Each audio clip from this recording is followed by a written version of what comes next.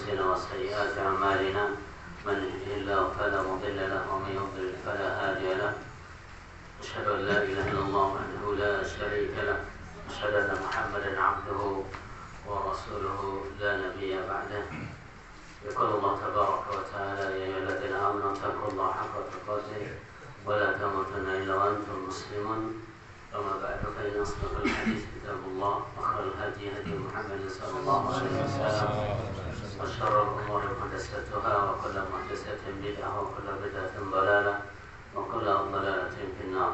معاشر المسlimin azani Allah wa yakum. Melanjutkan bahasan tentang tauhid, kita masuk ke masalah ruqyah, jampi-jampi, wa tamaim, dan segala sesuatu yang digantung baik itu di leher maupun di kaki-kaki untuk sebagai benteng atau perlindungan. Ruqyah atau jampi-jampi ini sudah ada sejak zaman dulu, sebelum Nabi SAW diutus di negeri Arab, sebagaimana dalam Sahih Muslim dari Ibnu Abbas, anna Dima dan Qadima Makkah wa kana min Hasad Sanu'ah. Ada seorang namanya Dimat ibnu Sa'labah. Dia pernah datang ke Makkah dan dia ini orang Yaman dari suku Sanu'ah, Asad. Wa kana yarji min hadhihi ar-rih, dan dia termasuk orang yang ini profesinya alam meruqyah orang, menjampi orang yang terkena hembusan jin atau yang lain. Fasami'a sufaha'u min ahli Makkah yaqulun inna Muhammadan majnun. Kemudian dia mendengar orang-orang Makkah mengatakan Muhammad sudah gila. Muhammad dia gila. Faqala law anni ra'aytu hadha ar-rajul 'ala Allah yashbihu 'ala yadi. Maka Dimat ini mengatakan, seandainya saya bisa bertemu orang itu, maka mudah-mudahan Allah SWT bisa menyembuhkan lewat perantara tangan saya ini. Dimat waktu itu belum mengenal Islam, tapi dia bisa menjampi atau meruqyah. Qala falaqiyahu. Kemudian Dimat menemui Nabi Muhammad sallallahu alaihi wasallam. Beliau dikatakan gila karena beliau sedang berdakwah tauhid di kaumnya. Padahal dulu beliau dijuluki Al-Amin, orang yang sangat terpercaya, tapi kemudian dikatakan gila. Ini menunjukkan bahwasanya kebanyakan manusia ini senang dengan orang soleh. Ini umumnya manusia senang dengan orang soleh, tapi banyak yang tidak senang dengan orang muslih, orang yang memperbaiki. Ya. Orang soleh, semua orang senang, tapi ketika orang soleh itu dia memperbaiki orang supaya soleh juga, tidak disenangi. Nah, Faqala ya Muhammad inni arki min hadhihi ar-rih. Wahai Muhammad, kata Dimat, saya akan menjampimu dari ini penyakit gila ini. Wa inna Allah yashfi 'ala yadi man syaa, dan Allah Subhanahu wa taala bisa menyembuhkan lewat perantara tangan saya ini barang siapa yang dia kehendaki. Menunjukkan orang jahiliyah itu mengakui bahwasanya Allah yang menyembuhkan. Fahallaka, apakah kamu mau saya ruqyah, saya jampi? Faqala Rasulullah innal hamdalillah nahmaduhu wa nasta'inuhu wa nastaghfiruh man yahdihillahu fala mudilla lahu wa man yudlil fala hadiya lahu asyhadu an la ilaha illallah wahdahu la syarika lahu wa anna Muhammadan 'abduhu wa rasuluhu amma ba'du. Oleh Rasulullah sallallahu alaihi wasallam ini membaca khutbatul hajah. Innal hamdalillah nahmaduhu wa nasta'inuhu man yahdihillahu fala mudilla lahu wa man yudlil fala hadiya. Faqala a'id alayya kalimatika haula. Kemudian Dimat mendengarnya, coba ulangi lagi perkataanmu yang tadi itu. Oh, bagus sekali. Fa'adahunna alaihi Rasulullah sallallahu alaihi wasallam. Nabi mengulangi yang 3 kali khutbatul hajah. Faqala laqad sami'tu qawla al-kahana wa qawla as-sahara wa qawla as-su'ara. Sungguh saya telah mendengar ucapan-ucapan jampi-jampinya tukang dukun-dukun, paranormal, dan juga para penyihir, dan juga para penyair, tukang-tukang syair yang hebat-hebat. Pemislah kalimat haula. kalimatika haula, saya tidak pernah mendengar semisal ucapanmu ini. Sungguh hebat sekali bahasanya. Walaqad balagna na'usal bahr, sungguh ini seperti seperti gelombang lautan, saking sempurnanya bahasa ini, bahasa indahnya bahasa ini. Qala faqal hati yadaka ubayyika al-Islam. Akhirnya dia mengatakan Nabi mengatakan kepadanya, mana tanganmu, saya baiat engkau untuk masuk Islam. Faqala fabayyahu, kemudian dia mau. Faqala Rasulullah wa ala qaumika, maka Nabi mengatakan, dan ini untuk kaummu juga kan? Faqala ala qaumi, iya, saya juga mewakili kaum saya berbaiat kepadamu masuk Islam. Qala fabasa Rasulullah sallallahu alaihi wasallam sariyatan famarru biqaumihi. Pada Rasulullah sallallahu alaihi wasallam mengutus sekelompok pasukan dan melewati kaumnya di Madinah ini. Faqala sahibus sirriyah lil jaysh hal asabtu min haula syai'a. Kemudian komandannya bertanya, apakah ada di antara orang di suku ini yang kalian tawan? Faqala rajulun yaqam asabtu minhum, iya ada. Faqala rudduha, bebaskan dia. Fa inna haula qaumun dimat, karena mereka adalah kaumnya Dimat ibnu Sa'labah. Ini menunjukkan ini bahwasanya orang-orang Yaman ini adalah orang-orang Arab yang awal-awal masuk Islam. Dan rata-rata kaum Ansor itu adalah dari Yaman. Nah, menunjukkan bahwasanya sejak zaman jahiliyah banyak orang yang dia meruqyah atau menjampi, dan zaman sekarang juga banyak yang menjampi ya, walaupun tidak jelas jampian. Kemudian juga dari Abd bin Malik al-Asja'i, qala kunna narku fil jahiliyah fa qulna ya Rasulullah kaifa tara bi dzalik. Kemudian dari sahabat Abd bin Malik al-Asja'i yang mengatakan, kami dahulu di zaman jahiliyah sering menjampi. Faqulna, maka kami berkata, wahai Rasulullah, bagaimana pendapatmu ini jampi-jampi kita? Faqala a'ridu 'alayya al-qaqum, coba baca jampi-jampi itu. La ba'sa biruqa ma lam yakun bihi syirkun. Tidak apa-apa, jampi-jampi itu selama tidak ada kesyirikan yang dibaca di dalamnya. Kemudian masalah tamaim, apa itu tamimah? Atau bahasa sasarnya ini apa? Tamimnya jimat atau bepadong. Para ulama mengatakan tamam jam'u tamimah wa hiya kharazatun kanat al-'arab tu'alliquha li auladihim. Tamimah itu asalnya adalah gelang-gelang yang terbuat dari kalau yang di pantai itu? Kerang yang warna-warni itu. Kemudian dikalungkan di leher anak-anak, yaitu bihal ain fi zamihim, untuk menghindari penyakit ain, sawanan, ketemu apa bahasa sini? Ketemu. Kalau hal Islam, artinya hal ini dibatalkan oleh ajaran Islam. Baik. Al-Hafidz Ibn Hajar, beliau salah seorang ulama Syafi'i, beliau mengatakan tamim huwa kharzun atau qiladatu 'aliku fi ra's. Kadang ini juga diikat, dililitkan di kepala. Karena fil jahiliyah ya'taqidun dzalika yadfa'ul afat, dan orang jahiliyah meyakini bahwasanya itu bisa menghindarkan diri dari bahaya, dari mara bahaya. Jadi antum mungkin pernah lihat orang-orang yang pakai ngelilit pakai akar-akar kayu, itu sebenarnya tamimah, jimat. Dan itu bukan ngelilit biasa itu. Ya. Ada Pak Kadus dulu di bawah Sembalun waktu gempa itu, dia lilit pakai akar pohon. Ya, Pak Kadus sudah ada topi yang lain apa? Oh, ini peninggalan pusaka. Berarti ini adalah jimat.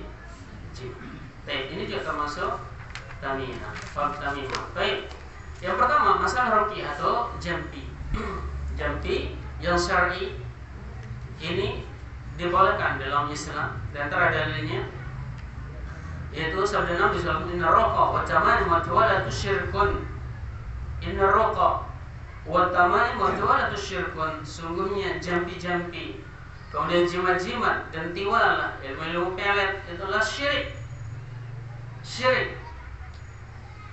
Tapi kalau jampi-jampi itu dari Al-Quran dan Sunnah, maka dia diperbolehkan. Kemudian Nabi juga mengatakan tadi, "A'ridu alaihi ruqakum, la ba'sa birukum ma lam yakun fi syirkum." Coba bacakan jampi-jampi kalian. Tidak apa-apa jampi-jampi itu kalau tidak ada unsur kesyirikannya. Kemudian Aisyah radhiyallahu anha beliau mengatakan, Rasul kana idza istakana fa ta'ala bil mu'awwidzat wa mas'a anhu bi yadihi. Nabi sallallahu alaihi wasallam kalau mengeluh sakit di tubuhnya, beliau membacakan al-mu'awwidzat, al-falaq, al-ikhlas, an-nas, kemudian mengusap dengan tangannya.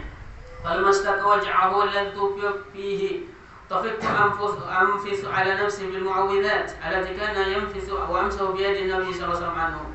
Ketika beliau sudah lemah sekali, akan meninggal dunia, maka saya yang membacakannya mu'awwidzat tersebut, al-falaq, al-ikhlas, an-nas. Kemudian saya pakai tangan Nabi SAW untuk mengusap bagian tubuh yang sakit. Kemudian juga dari Aisyah radhiyallahu anha beliau mengatakan, kana Rasul idza marida ahadun min ahlina fa alaihi bil mu'awwidzat. Rasulullah SAW, dalam hadis riwayat Imam Muslim, Rasulullah SAW dahulu jika salah seorang anggota keluarganya sakit, maka beliau meniupkan dengan mu'awwidzat. Apa itu mu'awwidzat tadi? Al-falaq, al-ikhlas, an-nas. Falamma marada alladhi mata fihi ja'altu anfisu alaihi wa amsahu bi yadi nafsi. Kemudian ketika Nabi SAW sakit akan meninggal, maka sayalah yang meniupkannya dan saya gosokkan dengan tangan beliau, usap dengan tangan beliau. Li'annaha kanat a'dhamu barakatan min yadi. Karena tangan Nabi SAW lebih berkah daripada tangan saya. Dari yang lain tentang bolehnya kita menjampi selama tidak ada unsur kesyirikan. Hadis riwayat Ummu Salamah anna Nabi sallallahu alaihi wasallam fi baitiha jariyatan fi wajhihi safa'atun. Nabi SAW, kata Ummu Salamah, pernah melihat di dalam rumahnya seorang anak kecil perempuan yang di wajahnya ada bekas-bekas hitam kayak gosong. Faqala istarkulaha fa inna biha an-nadhara al-nadhara. Maka Nabi SAW mengatakan, jampi dia, bacakan dia, karena dia kena pandangan. Sebagian ulama mengatakan pandangan ini adalah pandangan jahat dari jin. Ada juga mengatakan darbatan wahidah minhu, yang dia dipukul oleh jin. Ada juga mengatakan dia diketemu atau yang lain oleh jin. Kemudian juga marat Aisyah, anna Rasulullah kana idza ata maridan aw ata utiya bihi. Rasulullah SAW kata Aisyah, jika beliau mendatangi orang sakit atau didatangkan orang sakit kepada beliau, maka beliau berdoa, adhbil ba'sa rabban nas ishfi wa anta syafi la shifa illa shifauka shifa la yughadiru saqama. Adhbil ba'sa, ya Allah, engkau yang menghilangkan penyakit. Rabban nas, engkau adalah Rabb semua manusia, yang jelek maupun yang baik. Ishfi wa anta syafi, sembuhkanlah, karena engkau yang maha menyembuhkan. La shifa illa shifauka shifa la yughadiru saqama. Tidak ada kesembuhan kecuali kesembuhan darimu ya Allah, kesembuhan yang tidak disusul oleh penyakit yang sama lagi. Ini doa di antara doa-doa Nabi sallallahu alaihi wasallam. Dan ini juga kita gunakan ketika meruqyah orang atau menjampi orang, yaitu dengan doa yang diajarkan oleh Nabi sallallahu alaihi wasallam. Kemudian juga kisah dari Abu Sa'id Al-Khudri tentang sekelompok para sahabat yang mereka kehabisan bekal, kemudian singgah di sekelompok kaum. Mereka minta dijamu, tapi kaum ini tidak mau menjamu. Ketika para sahabat ini mau beranjak pergi, ternyata ketua sukunya kena sengatan binatang berbisa, kalajengking. Akhirnya satu di antara orang-orang dari sukunya berlari mengejar para sahabat Nabi SAW. Kemudian minta supaya mengobati ketua sukunya. Akhirnya salah seorang sahabat mengatakan, ya mau saya, tetapi apa? Kalian tidak memenuhi hak kami sebagai tamu, tidak menjamu kami. Kami tidak mau, kecuali harus ada apa? Ada upahnya. Harus ada upahnya. Maka mereka sepakat akan memberikan upah berapa ekor kambing. Akhirnya ini para sahabat ini balik lagi ke suku tersebut dan meruqyah ketua sukunya dengan Al-Fatihah. Faka'annama nasyatun iqab. Setelah dibaca begitu seolah-olah ketua sukunya ini dia terlepas dari suatu ikatan yang sangat kuat, bebas dengan Al-Fatihah. Makanya Allah ya, ketika antum merasa sakit, jangan dulu lari ke Paramed atau Panadol. Ya. Bisa jadi kaki antum lagi dililit sama jin. Sedang kepala antum kenapa kok sakit sekali? Sedang diremas sama jin. Ya. Jangan langsung ke apotek dulu. Bacakan di Al-Fatihah, Al-Mu'awwidzat dulu. Bacakan di tangan kemudian diusap. Begitu tuh. Oke. Jadi ini kalau kita lihat ini ketua suku ini disengat kala jangking, tapi dengan Al-Fatihah sembuh ke dia. Padahal ini racun. Al-Fatihah ada dijual di apotek. Ya. Tapi dengan keyakinan yang kuat semua penyakit ini bisa sembuh. Karena Al-Quran itu adalah syifa, fihi syifa'ul linnas. Al-Quran itu obat bagi manusia. Maka Nabi SAW ketika diceritakan tentang masalah itu, beliau mengatakan bahwa yudrika anha ruqyah. Ya. Kalian tidak tahu kalau Al-Fatihah itu adalah jampi-jampi yang syar'i. Nah, kemudian dari Aisyah qalat, "Idza kana idza syakara Rasulullah raqahu Jibril." Rasulullah SAW jika ini mengeluh sakit, ini Nabi juga sering sakit. Raqahu Jibril, maka Jibril datang meruqyah beliau, menjampi beliau. Apa kata Jibril? Bismillahirrahmanirrahim. Wa min kulli da'in yashfika wa min syarri hasidin idza hasad wa syarri kulli dhi'in 'ainin. Bismillahirrahmanirrahim, dengan nama Allah, Allah yang akan menyembuhkanmu. Wa min kulli da'in yashfika, dari semua penyakit engkau akan disembuhkan. Wa min syarri hasidin idza hasad, dan dari semua manusia yang hasad. Wa syarri kulli dhi'in, dan dari kejelekan semua yang punya pandangan yang jahat. Karena orang yang hasad juga bahaya. Ya, orang yang hasad saja, walaupun itu masalah sama-sama jual bensin di pinggir jalan, terus dia hasad, bahaya. Ya, bisa jadi kita atau anggota keluarga kita sakit. Nah, maka kita harus banyak-banyak banting diri dengan zikir pagi dan petang. Kemudian dari Utsman bin Abil As, Tsaqafi annahu syaka ila Rasulullah sallallahu alaihi wasallam waj'an yajiduhu fi jasad muda aslam. Salah seorang sahabat Utsman bin Abil As mengeluh kepada Rasulullah sallallahu alaihi wasallam. Dia merasa di tubuhnya sakit saja setelah masuk Islam. Sakit aja di tubuhnya. Ini apa kira-kira ini? Peninggalan, warisan leluhur. Ya katanya jin 7 turunan. Faqala lahu Rasulullah, "Da' yadaka 'ala alladhi ta'ala min jasadihi wa qul." Letakkan tanganmu di tempat yang sakit itu. Letakkan. Kemudian ucapkan apa? Bismillah salasan. Berapa kali? 3 kali. Bismillah, bismillah. Wa qul 7 marat. Kemudian setelah itu ucapkan 7 kali. A'udzu billah wa qudratihi min syarri ma ajidu wa huwa hadir. A'udzu billah wa qudratihi. Saya berlindung kepada Allah. Wa qudratihi, dan dengan kekuasaannya, min syarri ma ajidu wa hadir, dari keburukan semua yang saya dapati, yang saya rasakan, dan semua yang saya ini takuti. Ini doa. Bismillah, bismillah.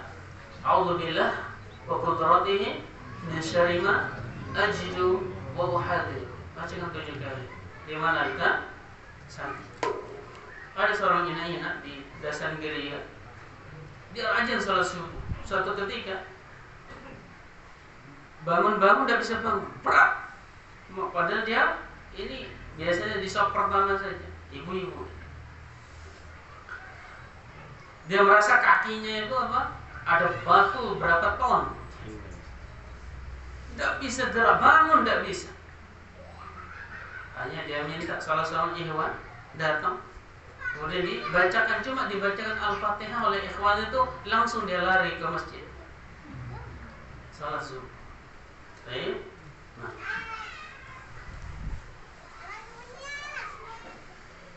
Kemudian juga di antara doa yang dia ajarkan Nabi SAW, Bismillah, ini untuk luka. Untuk luka yang ada luka yang menganga atau apa, antum taruh apa? Air liur ini kan ke tanah, kemudian bacakan Bismillahi turbatu ardina biriqati ba'dina yushba saqimuna biidni rabbina. Bismillah turbatu ardina, Bismillah dengan apa? Debu bumi kami, biriqati ba'dina dengan ludah sebagian kami, yushba saqimuna biidni rabbina. Maka dengan ini akan disembuhkan orang yang sakit dengan izin Rabb kami. Jadi tanah itu juga obat ketika kita bacakan di sana. Di sini pakai sembe. Nanti kita bahas sembe, insyaallah. Kemudian juga Nabi SAW ini meruqyah atau menjampi Hasan dan Husain, cucunya. Jadi jangan lupa ya, ketika kita jaga diri dengan zikir pagi dan petang, ini anak-anak kita juga harus kita jaga. Bagaimana caranya? Kita bacakan dia. Bacakan dia. Sebagaimana Nabi SAW membacakan kepada Hasan dan Husain. Apa itu? A'udzu bikalimatillahi tammati min kulli syaitanin wa hamatin wa min kulli 'ainin lamatin. Apalagi anak-anak ini rentan sekali dia sakit, ya. Karena sedang enak-enaknya dipandang. A'udzu bikalimatillahi tammati. Saya berlindung dengan kalimat Allah yang sempurna, min kulli syaitanin, dari semua syaitan, wa hamatin, binatang berbisa, wa min kulli ainin lamatin, dari pandangan-pandangan yang buruk, pandangan-pandangan yang Bahaya. jahat. Ayo ya ikhwan, azanallahu wa yakum, penyakit ain ini bisa membuat orang yang tadi sehat menjadi gila. Ya. Orang yang tadi periang banyak omongnya bisa menjadi apa? Pendiam dan ketakutan. Lihat orang saja dia ketakutan lari di kolong ranjang. Ini penyakit ain ini. Sallallahu alaihi wa muslimin. Baik, wan Jabir bin Abdullah qala rakhasa Nabi sallallahu alaihi wasallam fi ruqyatil hadiyah. Nabi SAW memberikan keringanan kepada keluarganya Hazm untuk menjampi-jampi hayyah, orang-orang yang terkena hayyah, yaitu gigitan ular. Faqala li Asma bint Umais, "Mali ara ajsam bani akhi, dari'atun tusibhumul hajah."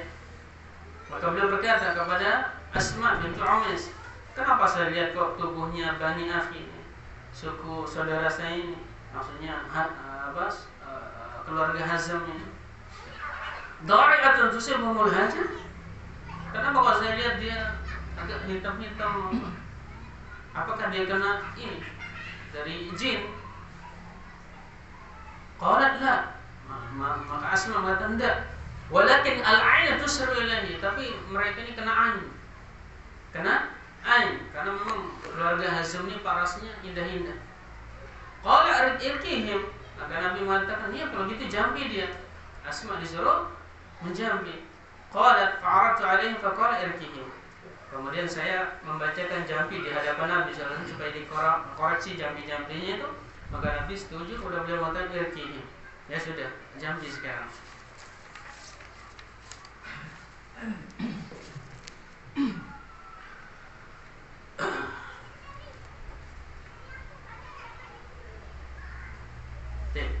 Kemudian juga keumuman sabda Nabi SAW, "Man istata'a minkum an yanfa'a akhahu falyanfa'hu."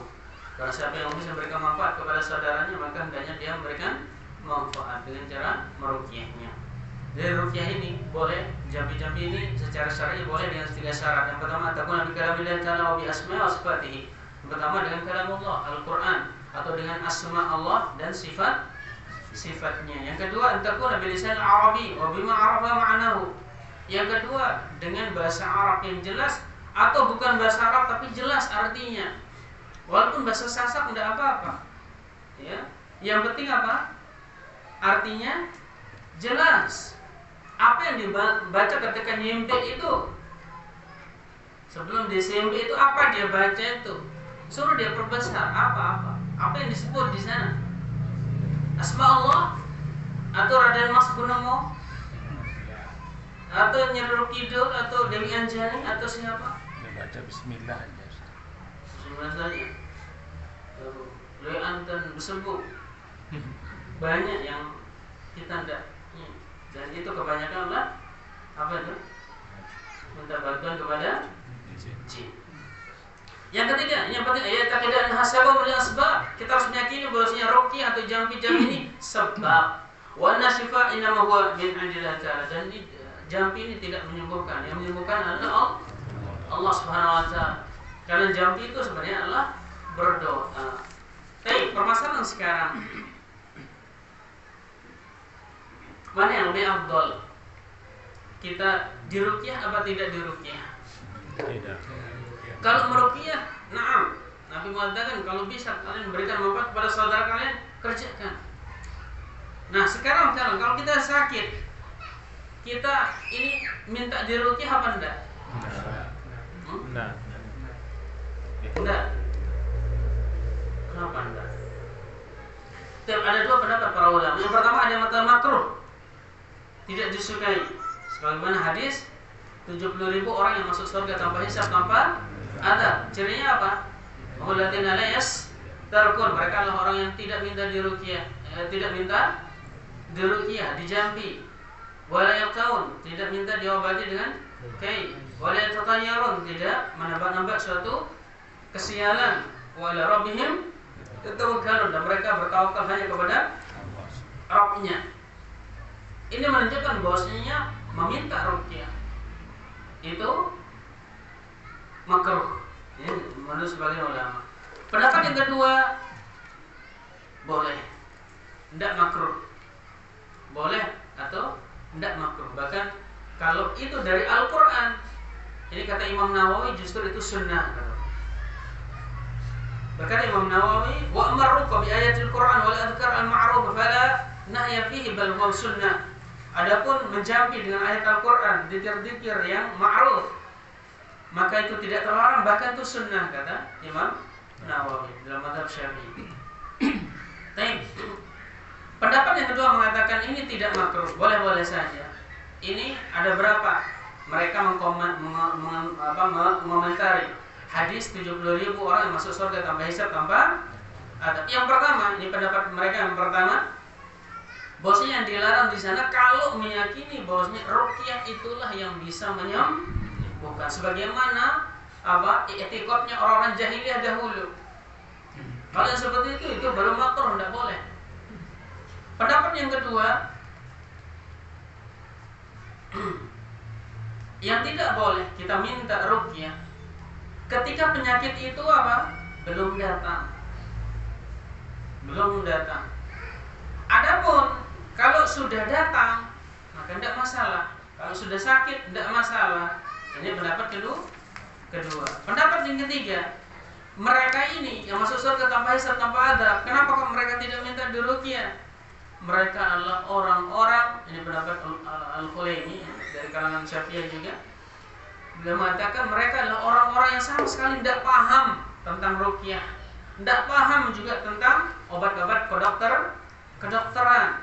Sehingga mereka ketika sakit ya sudah pasrah kepada Allah Subhanahu wa taala. Pendapat yang keempat, orang-orang yang masuk surga tanpa hisab itu adalah orang-orang yang i'tiqad Allah beda-beda wa ridha bi qadarihi. Mereka orang-orang yang betul-betul menggantungkan hatinya hanya kepada Allah saja, tidak mau dia minta diruqyah. Udah digantungkan dan ridho dengan takdirnya. Kenapa saya kena ain seperti ini? Kenapa kena sihir seperti ini? Mungkin ini adalah bagian dari penghapusan dosa-dosa saya yang terdahulu. Atau mungkin karena dulu sebelum ngaji salaf, saya ini juga tukang sihir misalnya. Mantan dukun. Sehingga ketika antum kena, ketika dia kena, makanya sudah pasrah saja sudah. Itu untuk menghapus dosa-dosa yang telah lalu. Karena bisa jadi orang yang dulu pernah disihir, jadi dia berdoa balik, ya Allah, semoga yang nyihir ini kena. Ketika yang nyihir ini ngaji salaf, tobat dia, kena dia. Walaupun sudah zikir pagi dan petang, maka itu adalah hendaknya dia ridho, karena itu adalah penghapusan dosa dari Allah Subhanahu wa ta'ala. Jadi pendapat yang lebih kuat di sini tentang hadis 70.000 orang yang masuk surga tanpa hisab dan adab, mereka adalah orang-orang yang betul-betul i'timad ala Allah Azza wa Jalla, menggantungkan dirinya hanya kepada Allah dan ridho dengan takdir Allah Subhanahu wa taala. Bukan sama sekali melarang menjampi atau minta dijampi. Walaupun sebagian ulama seperti Syekhul Islam Ibnu Taimiyah beliau mengatakan di sini dia tidak bisa masuk surga tanpa hisab tanpa adab kalau minta dijampi. Adapun kalau dia yang dijampi tidak pakai minta, tetap dia bisa masuk surga tanpa hisab tanpa adab. Ini pendapat tentang hadis 70.000 orang yang masuk surga tanpa hisab dan tanpa azab. Nah, dan bukan menunjukkan bahwasanya apa? Bahwasanya ruqyah itu atau jampi itu adalah sesuatu yang terlarang. Tidak apa-apa, tidak masalah. Minta di ruqyah tidak apa-apa minta, tapi ya itu tidak bisa masuk surga tanpa hisab tanpa azab.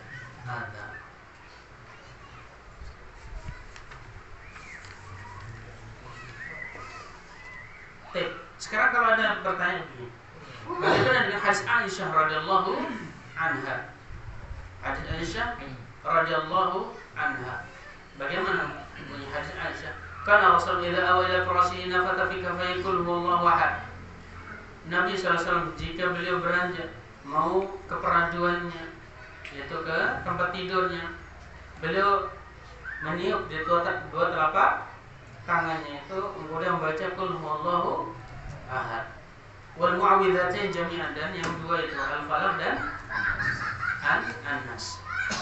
Summa yamsahu bihi ma wajhahu wa balagha yadahu min jasadi. Kemudian beliau meniup mengusap wajah, kemudian semua yang bisa untuk diusap dengan 3 surat tersebut. Setelah itu ditiup. Qalat Aisyah falamma istakana ya'murun an af'ala dzalika. Ketika beliau sakit, Nabi SAW sakit, maka beliau menyuruh saya untuk melakukan hal tersebut. Untuk melakukan hal tersebut kepada beliau. Nah, kalau bahasa kita, nanti kalau saya sakit, Aisyah ruqyah saya. Ini minta apa enggak? Minta. Nabi SAW minta di ruqyah.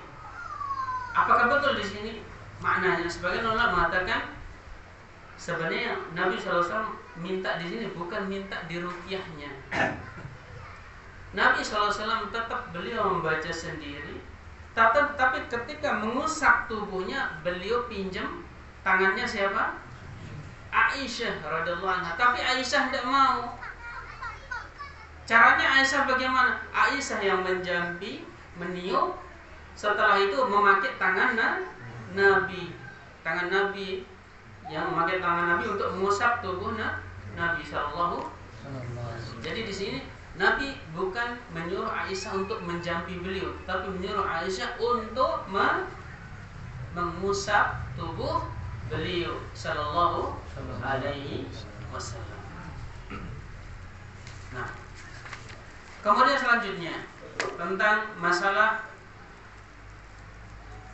tamimah atau jimat yang dari Al-Quran dan dari zikir-zikir yang masyru' yang disyariatkan. Ada dua pendapat ulama di sini. Boleh enggak kita menggantungkan kalung atau meletakkan Al-Quran di tubuh atau di tempat yang lain? Yang itu adalah zikir-zikir yang betul-betul dari Al-Quran dan dari sunnah Nabi Sallallahu Alaihi Wasallam. Pendapat pertama, ada yang mengatakan boleh. Ada yang mengatakan boleh. Ini adalah pendapat Abdullah bin Amr bin As, dan juga dari Aisyah, Sa'id bin Musayyib, Atha bin Abi Rabah, dan yang lainnya. Dalil mereka apa? Keumuman firman Allah Subhanahu wa taala dalam surah Al-Isra ayat 82, "Wa nunazzilu minal Qur'ani ma huwa shifaa'un wa rahmatun lil mu'minin." Dan kami turunkan dari Al-Qur'an itu ada di sana yang bisa menjadi obat dan rahmat bagi orang-orang yang beriman. Rahmat bagi orang-orang yang beriman.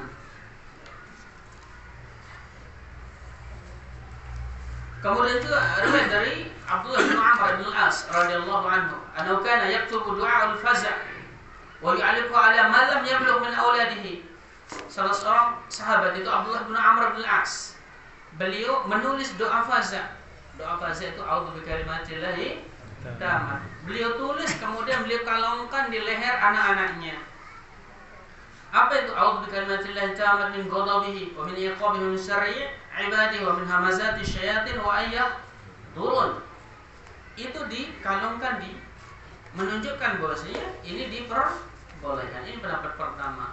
Pendapat yang kedua, tidak boleh sama sekali. Walaupun itu dari Al-Quran. Dan ini pendapatnya siapa? Abdullah bin Abbas, Abdullah bin Mas'ud, Uqbah bin Amir bin Hakim, kemudian mayoritas tabi'in, Imam Ahmad dan yang lainnya. Karena ini diambil dari komentar sabda Nabi sallallahu alaihi wasallam, "Inna ruqa wa tamaim wa tiwalata syirkun." Sungguhnya jampi-jampi yang syirik itu, kemudian jimat-jimat itu dan pelet-pelet itu adalah kesyirikan. Kemudian Nabi juga bersabda, "Man ta'ala kasyanu kila ilaihi." Barang siapa yang menggantungkan sesuatu di tubuhnya, maka akan diserahkan dia kepada sesuatu tersebut. Dia tidak akan dilindungi oleh Allah Subhanahu wa ta'ala. Kemudian Ibrahim An-Nakha'i mengatakan, "Kanu yakrahuna tamam kullaha." Mereka para sahabat tidak menyukai semua bentuk jimat minal Quran wa ghairal Quran, baik itu dari Al-Quran maupun selain Al-Quran. Kemudian juga asar dari Ibnu Mas'ud radhiyallahu anhu, beliau mengatakan, "Kana Nabi Allah yakrahu asyra khilaf." Nabi ini tidak menyukai 10 perkara. Yang pertama as-sufratu yanil khaluq. As-sufra itu memakai wangi-wangian yang berwarna kuning. Wangi-wangian yang berwarna kuning. Ini bagi laki-laki. Wa taghyirus sayf, dan merubah uban. Merubah uban memakai apa maksudnya di sini? Uban pakai semir hitam. Adapun pakai semir yang lain boleh. Tapi kalau ada yang bertanya, sebagian sahabat seperti Hasan, Musayyib, Sa'd bin Abi Waqqas pernah menyemir rambut pakai warna hitam. Apa jawaban?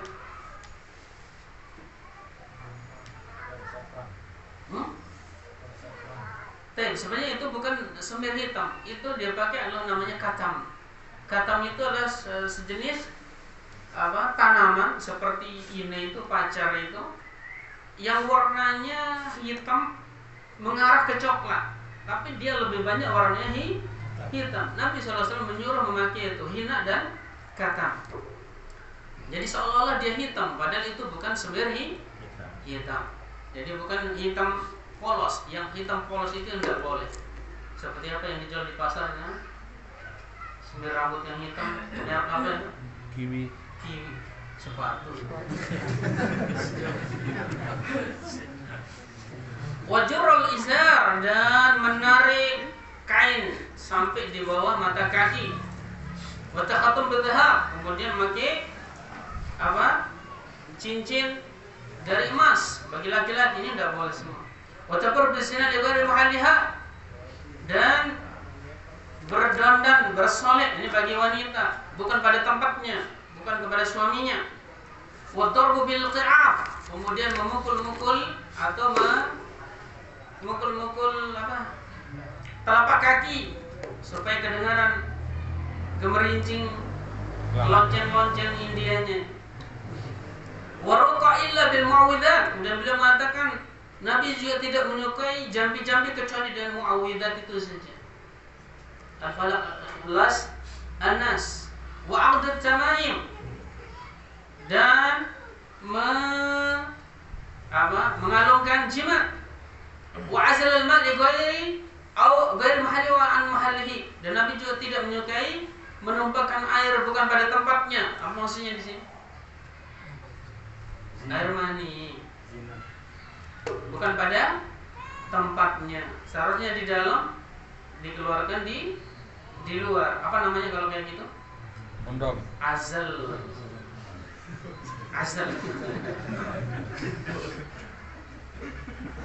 Kemudian wafasad as-sabi ghair muharramin, kemudian juga merusak bayi Merusak bayi, apa maksudnya merusak bayi? Porsi. Anaknya masih nyusu, kemudian ibunya dijimai oleh bapaknya. Akhirnya hamil. Ketika wanita hamil, maka air susunya akan berubah. Ini maksudnya merusak bayi. Harusnya 2 tahun dia netek, gara-gara bapaknya ini nggak sabar. Bapak aja yang salah. Sabar. Nah, coba hadis ini hadisnya lemah kata Syalbani. Cuma yang ada sisi benarnya. Kemudian juga alasan tidak boleh sama sekali itu akan membuat apa? Al-Quran atau zikir ini menjadi imtihan lil mahmud hina yadkhulu bihi ila khala. Ketika kita masuk kamar mandi atau tempat-tempat yang kotor kemudian dibawa, maka ini adalah penghinaan terhadap Al-Quran. Kemudian bagaimana dengan hadis Abdullah bin Amr ketika mengalungkan anaknya dengan a'udzu bikalimatillah dan seterusnya itu sebagian mereka mengatakan itu cara mereka menugaskan anaknya menghafal doa. Jadi zaman dulu ditulis besar-besar kemudian dikalungkan, terus itu aja dibaca, terus nanti nyetor ke orang tuanya. Itu cara. Jadi bukan itu dijadikan jimat. Baik. Jadi kesimpulannya yang dari Al-Quran jimat atau kalung-kalung yang isinya ada Al-Quran dan yang lain itu pendapat yang lebih kuat adalah tidak diperbolehkan. Bagaimana kalau selain Al-Quran? Lebih tidak boleh lagi. Baik itu maki apa? Kulit hewan atau benang-benang atau dalam bentuk apa? Patung-patung hewan atau gambar-gambar hewan atau tolasim itu abjad. Kemudian huruf-huruf Al-Quran yang dibolak antum buka aja jimat-jimat yang dikasih tuan gurunya itu isinya qaf tapi dibalik, lam tapi dibalik, dan ini penghinaan terhadap Al-Quran dan isinya semua adalah jin. Ali bin Abi Thalib mengatakan siapa saja yang mengingkari satu huruf Al-Quran atau dia menghinakan satu huruf Al-Quran maka dia kafir. Nauzubillah min dzalik. Kemudian itu dijual di murid-muridnya, santri-santri. Sallallahu alaihi wasallam. Baik, jadi selain Al-Quran ini tidak diperbolehkan. Sebagaimana kisah dari salah seorang sahabat yaitu Imran bin Husain bercerita, Nabi sallallahu alaihi wasallam ala adudi rajulin khalqatan. Nabi SAW pernah melihat di lengan seseorang ada apa? Benang-benang gitu. Arahu qala min sufr. Dari kuningan, benang tapi dari kuningan. Faqala wa hakama hadi. Maka Nabi mengatakan, celaka kamu. Apa ini? Qala min al-wahina. Oh, ini untuk benteng supaya tidak kena mara bahaya, gangguan jin atau ketemu baki berat, kuntilanak, kuntil bapak. Qal amma innaha la taziduka illa wahnan. Maka Nabi mengatakan itu tidak menambah engkau kecuali apa? Kecuali tambah lemah. Imbidha angka, buang. Fa innaka law minta wa hiya 'alaika ma aflatha abadan. Seandainya kamu mati membawa ini, jimat ini, kamu tidak akan beruntung selama-lamanya karena engkau mati dalam keadaan berbuat syirik kepada Allah Subhanahu wa taala. Nauzubillahi. Baik. Nah, yang terakhir, kenapa ahlul bidah atau orang-orang yang non sunnah ini membolehkan yang seperti? Karena tidak dianggap ibadah. Sebenarnya dalilnya tidak ada. Mereka berdalil dengan satu hadis. Apa bunyi hadis itu? Law i'taqada ahadukum bil hajar lanafa'ahu. Seandainya kalian yakin walaupun hanya dengan sebuah batu, maka batu itu akan memberikan manfaat kepada kalian. Yang penting ya yakin. Tapi sayangnya ini bukan hadis Ibnu Hajar. Dari kalangan ulama Syafi'i beliau mengatakan la aslalahu, ini tidak ada asal usulnya. Dari mana kok dibilang hadis? Tidak ada perawinya, siapa yang merawatkan, tidak ada. Tapi itu yang dijadikan pegangan di kitab-kitab sihir mereka, di kitab-kitab primbon mereka. Yang penting kita ya yakin, maka dia bisa. Jadi, alasan yang kedua, kan banyak orang juga mati jampi-jampi atau apa? Gelang. Jimat-jimat, begadong, dan ternyata hebat dia, terhindar dia dari mara bahaya. Apa jawabannya? Berarti betul dong. Yang penting kan yakin. Nah, yang alasan yang pertama, maka ini adalah istidraj dari Allah Subhanahu wa taala, diulur-ulur supaya tidak bertobat. Semakin yakin dengan syiriknya, sehingga ketika mati dia mati dalam kesyirikannya. Nauzubillah min dzalik. Adapun kenapa ini bisa sembuh ketika datang ke dukun, atau dia tetap usahanya sukses kalau dia memakai ini gelang magnet ini atau yang lain, itu bukan dalil.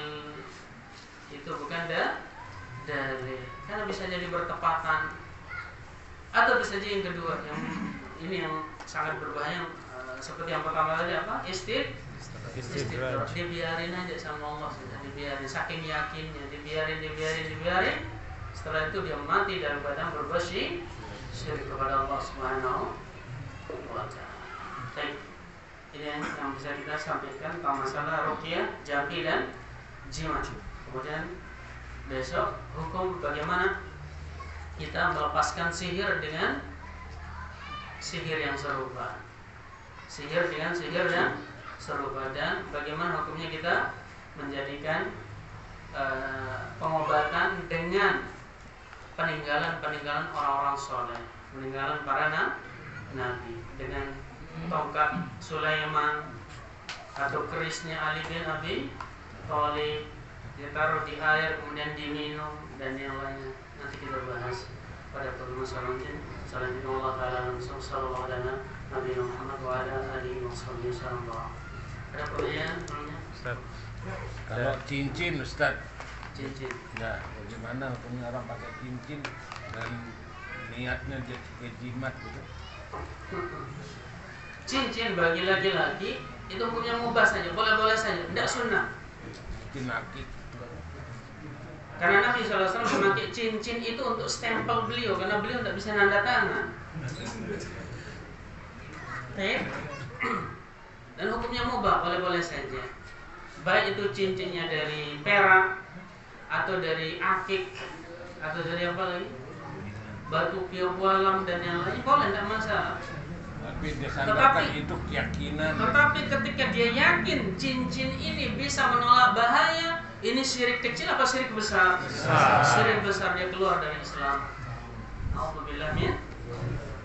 Karena ini benda, sejak kapan benda ini lebih sakti daripada Allah Subhanahu wa taala?